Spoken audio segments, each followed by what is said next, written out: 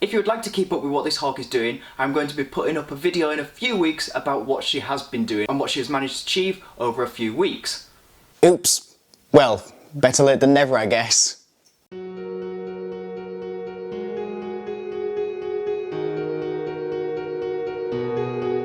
A year ago, I uploaded a video called How to Train a Hawk, where I showed the initial training that I took with a brand new Harris hawk. And at the end of that video, I promised an update on that hawk, and so here it is. In this video, I'm going to be showing you the steps that I took to advance her from that initial training. A few things have changed since that last video. She now has a name. She's called Peggy. And she no longer flies from perch to perch. She goes on what I call hawk hikes. But some things are still the same, so let's pour a coffee, put our wellies on, and let's get into it.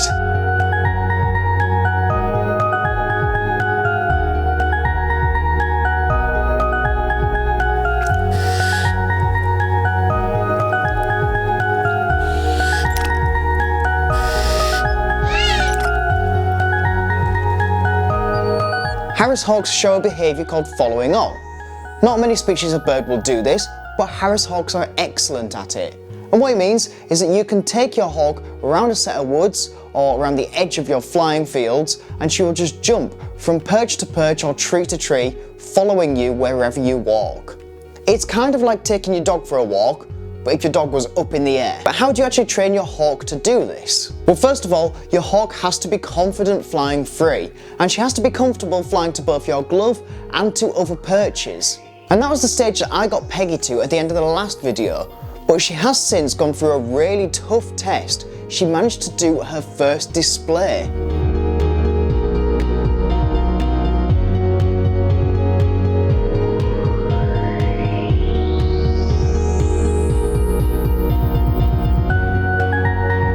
So now we have a hawk that is used to flying in very distracting circumstances and that has started to build up a bit of fitness. In all honesty, Harris hawks show this behaviour so naturally that you don't really have to do much to get them to follow on. If you've got your hawk comfortably flying free, you probably could just walk away from her and she will start to follow you. But in this video, I'm going to show you how to get the best out of her for this. The first step is to start incorporating her environment into her natural regular flying. Peggy was very comfortable flying between my 4 training perches and my glove, so to start with I set this up like normal, but then I cast her towards a very large and obvious tree branch. Once in the tree, I called her down to one of the training perches as usual. I cast her back up into the tree several times over to really start to reinforce the idea that the tree is a safe and good place to land and fly from.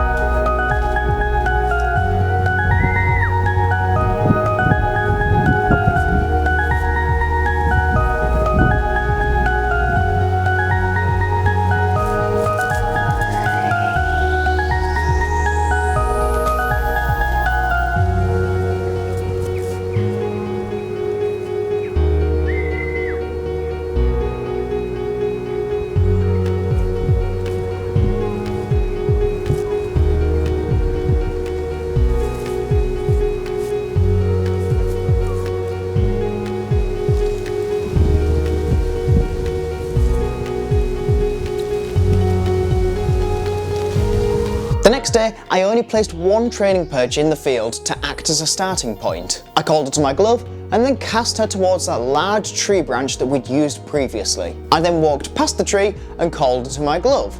And this is when we start to introduce the second tree. The same as before, I cast her towards a very large and obvious tree branch, and then I just walk past the tree and call her back to my glove. And this can then be done several times with a bunch of different trees all around the flying field.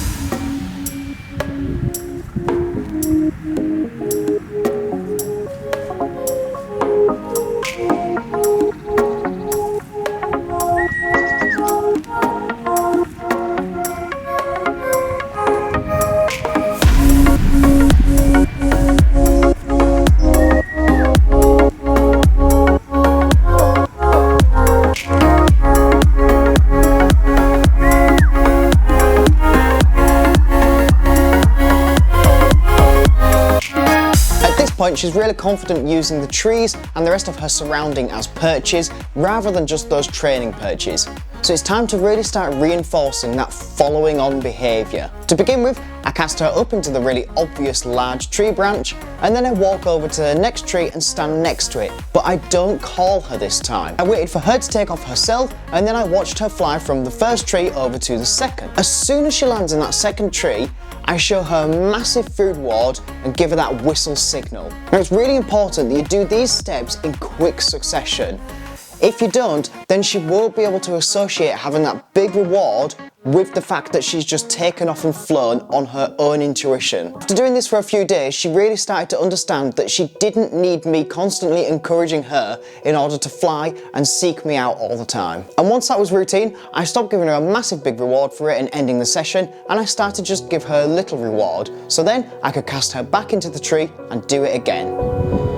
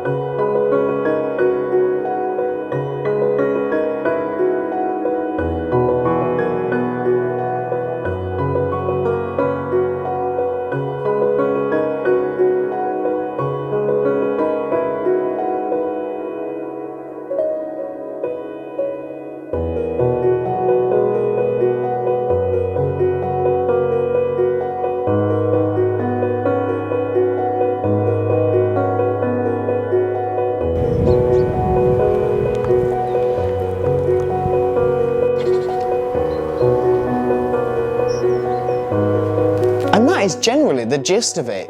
But we can take it further. If you are lucky to have a large enough flying permission with multiple flying locations, start taking her different places each time. I have a few different wooded areas on my permission, so once she was happy following on around the field, I graduated her over to the woods. And as she's not an experienced bird at flying in this kind of way, I started off really simple for her. I found a nice wide track with really obvious and large branches at the side, and I just took her along that to begin with.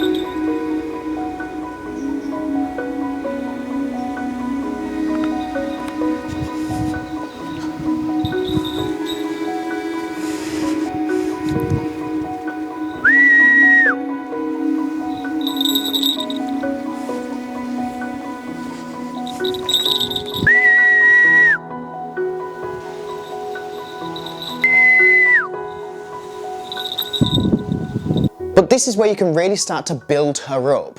I started with relatively short walks, but each time I took her to the woods, I would take her on a slightly longer route, so that she builds up that fitness and goes further and further each time. And I had other ways to advance her. I take her to different sets of woods each time, and even if I go to the same set of woods, I try to do a different route, so it's always new and different for her. And this means that she's going to be really comfortable flying in lots of different places.